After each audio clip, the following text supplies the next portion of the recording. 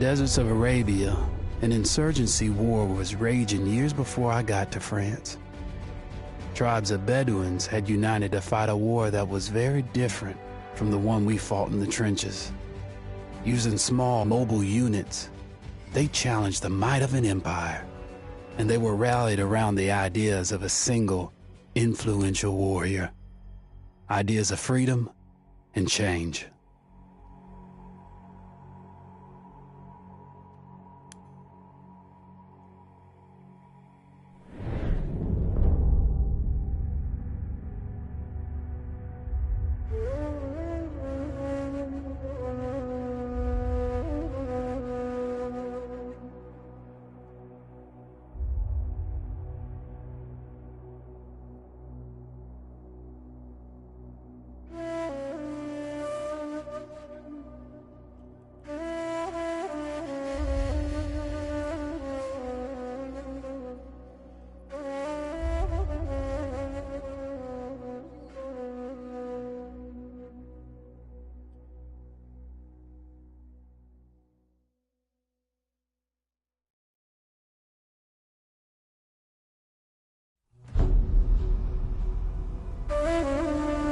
The Arabian Desert, a vast ocean of drifting sands and scorched, sun-baked rocks.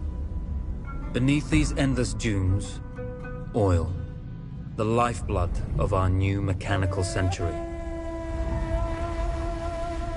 For more than 400 years, the Ottoman Empire has ruled these lands, controlling all that's to be found here. But the Ottomans do not rule unopposed.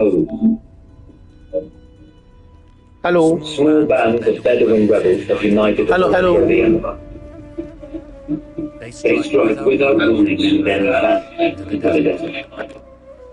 Fighting alongside them is a lone British officer, whose exploits have earned him wide renown.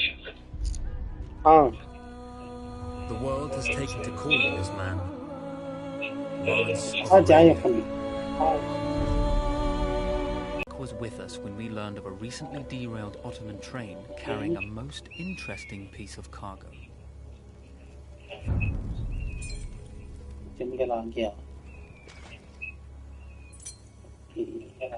A small patrol had joined the Ottomans who survived the crash. Together, they guarded the wreckage and waited for reinforcements.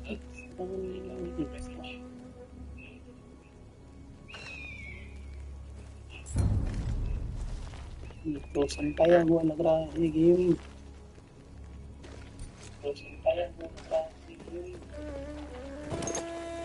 lone fighter has just one advantage over a large enemy force. A lone fighter can move unseen.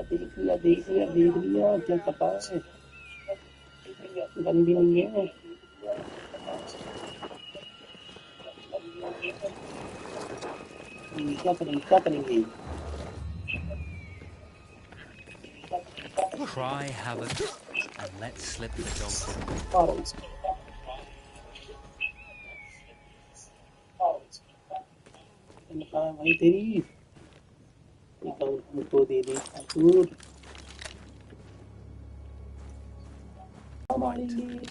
And push through those who would stop us from achieving this, no matter the cost.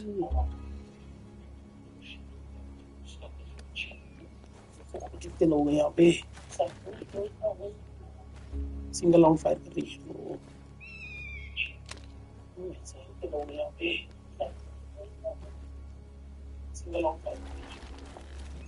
When your enemy has better weapons and better equipment than you, steal इससे क्या होने वाला है चलो अच्छे नहीं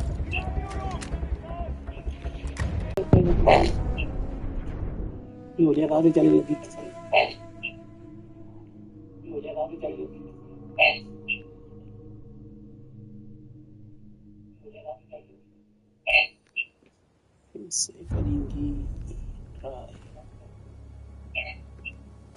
A small patrol had joined the Ottomans who survived the crash.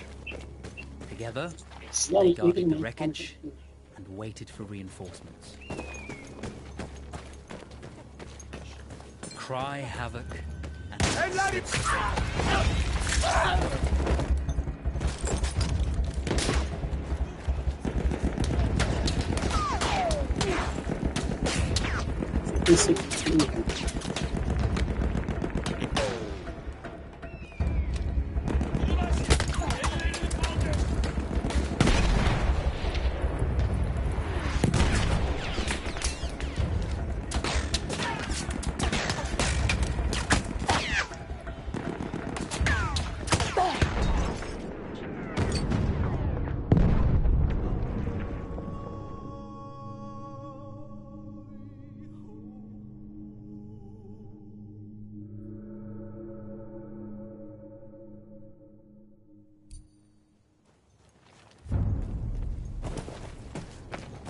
A lone fighter has just one advantage over a large enemy force. A lone fighter can move unseen.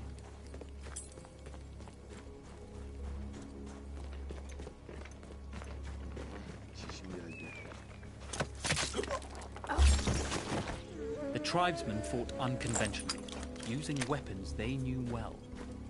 Endurance, individual intelligence, and courage were their primary assets.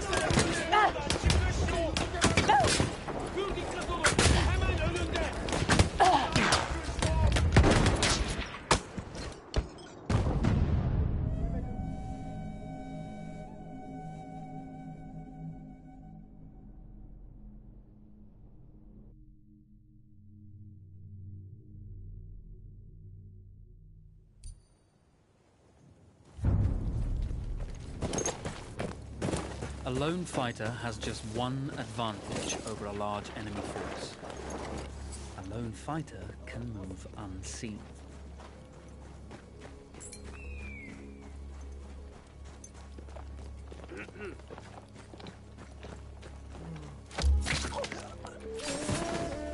The tribesmen fought unconventionally, using weapons they knew well. Endurance, individual intelligence, and courage were their primary assets.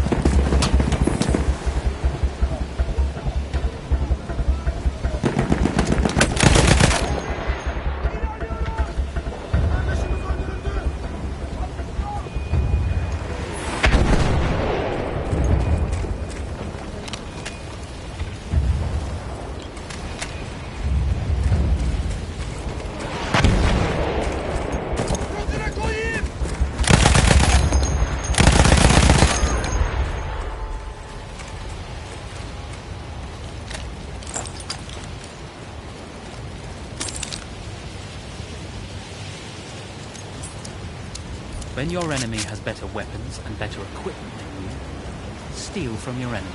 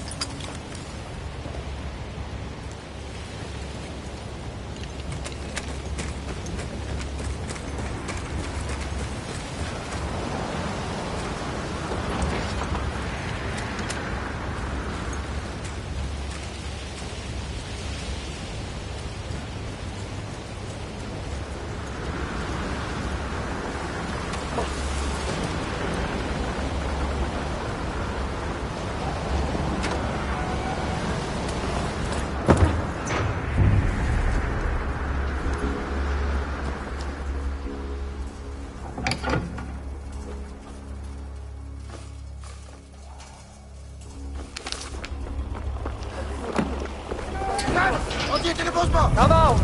It's over.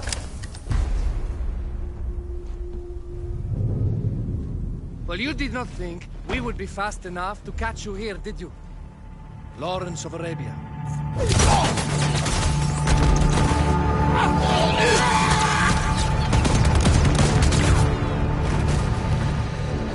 Actually, I was rather depending on it. Lawrence. Well, this is very clever. Now the hunter becomes the hunted. So who might you be? How enchanting you are, my dear. Ahmed. I'll show you enchanting. If it weren't for you, I'd be free. Free, is it? You'll be free when you're dead. And I'm happy to tell you, the Empire intends to grant you all this freedom very soon. Even now, an engine of destruction scours this desert, obliterating your allies, your families, your homes. Soon there will be nowhere to run. Nowhere to hide. Soon all that you know, and all that you love, will be ashes. You will all be free to die. Oh. Ah, you animal! Zara! Oh. Now, I understand that you would like nothing more than to strip the flesh from that man's feet and send him off into the desert naked to die. But think about it. You're right. I'm sorry.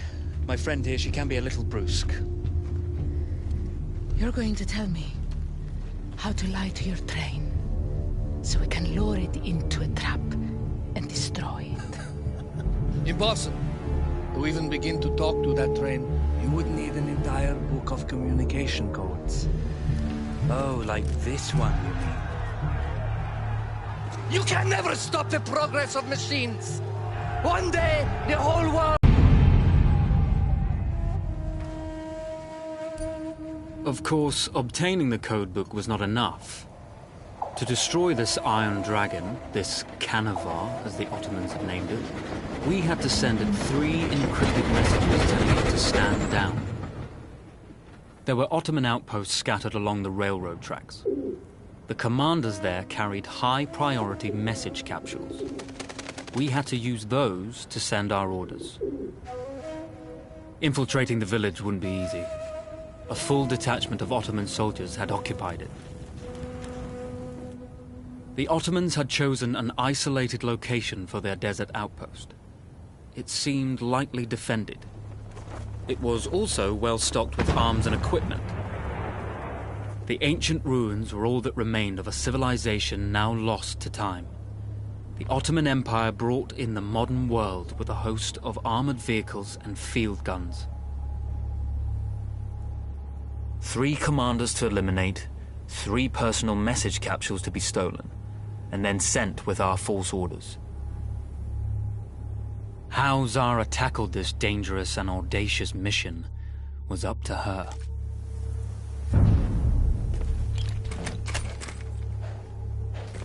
The Bedouin treasured their horses, and in return, those animals granted their riders unparalleled speed and mobility.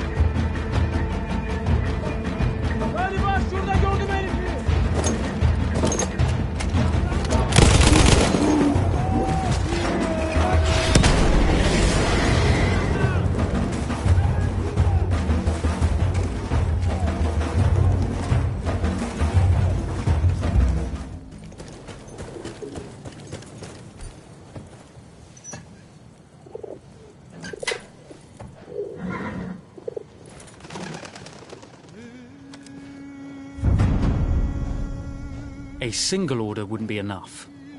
Ottoman protocol required the message to be received in triplicate, before the train would acknowledge it as genuine.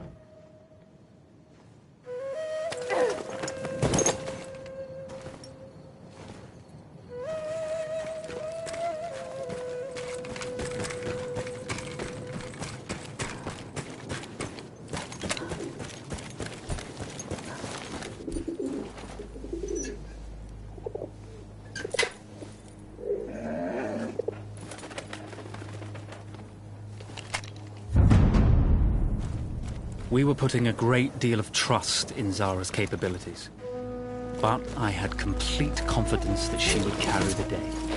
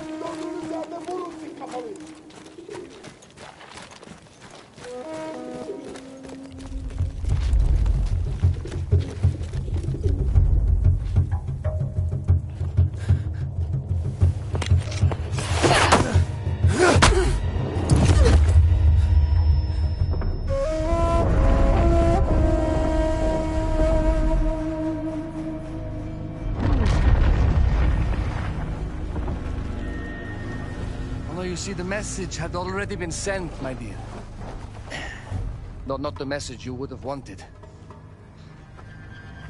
Lawrence was such a good host. Told that train everything was clear. But I told it exactly where to attack.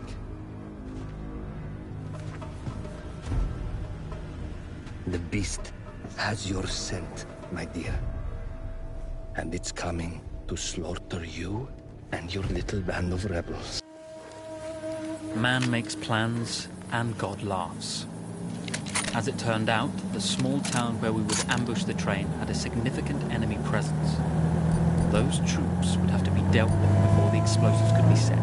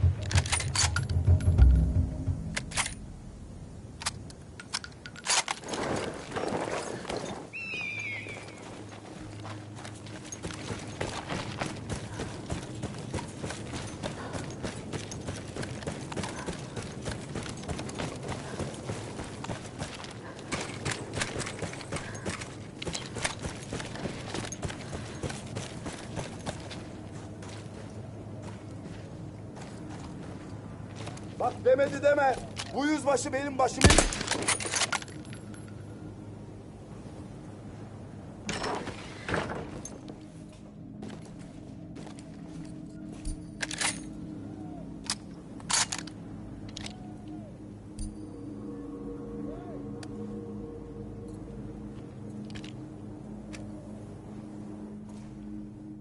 Lan böyle hayat mı olur be? Kabak sayma benim başıma patlıyor.